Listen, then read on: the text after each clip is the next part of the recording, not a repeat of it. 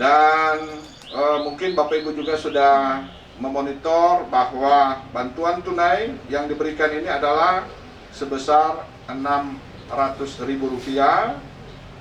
yang akan diberikan selama 3 bulan ya, berturut-turut akan diberikan kepada semua masyarakat yang sudah terdata.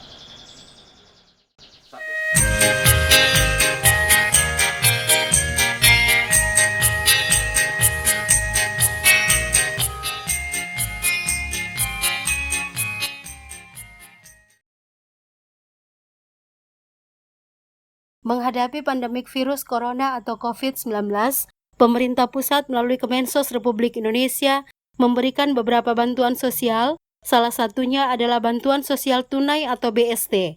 Penyaluran bantuan tersebut diawasi langsung oleh Bupati Poso Darmin Agustinus Sigilipo berupa bantuan sosial tunai BST yang ditujukan bagi masyarakat kurang mampu terdampak COVID-19 yang disalurkan melalui kantor Pos Poso, BRI dan BNI siang tadi 15 Mei di pelataran kantor Pos Poso. Bapak Ibu sekalian, bantuan ini ditujukan bagi masyarakat yang berdampak ya. Saya tidak ingin mengatakan yang kurang mampu, tetapi yang berdampak oleh virus COVID-19 yang diberikan dari Kemensos ini melalui PT Pos Indonesia bagi masyarakat yang terdeteksi ya tidak memiliki rekening bank. Dan bagi mereka yang memiliki rekening bank itu disalurkan lewat Bank BRI dan Bank BNI. Kemudian perlu Bapak Ibu ketahui bahwa berdasarkan surat Kemensos Republik Indonesia nomor 1735/6 Romawi DI titik 01/04 2020 tanggal 17 April 2020 perihal alokasi pagu penerima BST untuk Kabupaten Poso, kita mendapat sebanyak 11.560 keluarga penerima manfaat.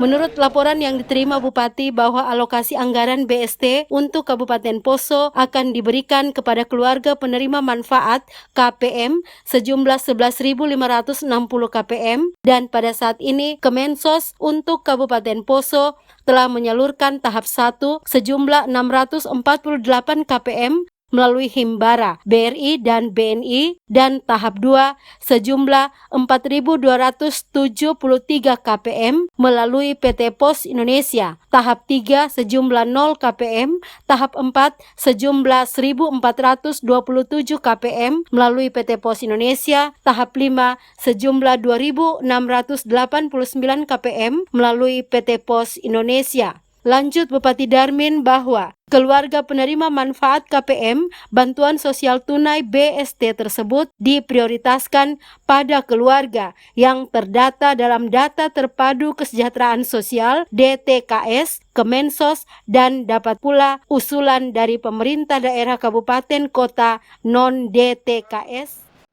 Keluarga penerima manfaat yang menerima bantuan sosial tunai ini tidak diperkenankan sudah mendapat misalnya program keluarga harapan, itu tidak boleh double. Juga tidak boleh bagi mereka yang sudah mendapat BPNT, bantuan pangan non tunai atau program sembako lainnya. Nah, ini tidak boleh double. Jadi kalau ada yang double, ada yang ganda, nah ini harus mengembalikan salah satu. Sehingga harapan saya mungkin lewat kepala PT Pos Indonesia bersama dengan Kadis Sosial mungkin harus membuat pernyataan memilih salah satu, tidak boleh dapat dua-dua. Dan mungkin Bapak Ibu juga sudah memonitor bahwa bantuan tunai yang diberikan ini adalah sebesar Rp600.000 yang akan diberikan selama 3 bulan ya, berturut-turut akan diberikan kepada semua masyarakat yang sudah terdata.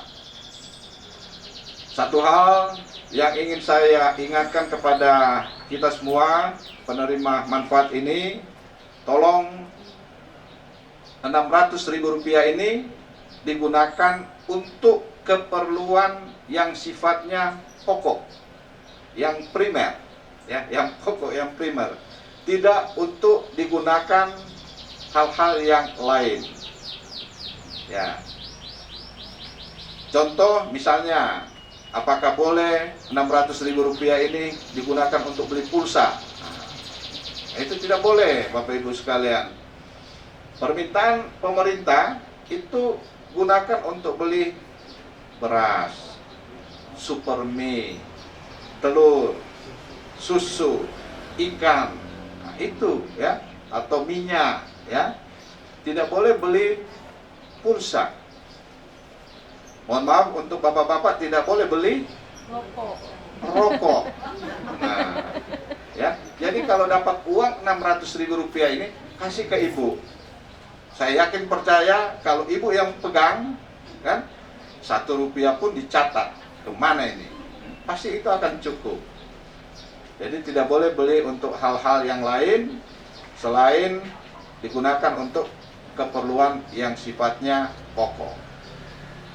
Jadi Bapak Ibu sekalian, kehadiran saya di sini mewakili pemerintah pusat harus melihat secara langsung apakah program ini terlaksana dengan baik, sesuai dengan mekanisme, sesuai dengan prosedur, atau ada hal-hal yang keliru. Nah, apabila ada yang keliru, ya ini harus kita cut, ya. Karena nanti akan ada pemeriksaan dari inspektorat, akan ada pemeriksaan dari BPK, juga ada Pak Kapolres, ya, sebagai aparat penegak hukum, ya.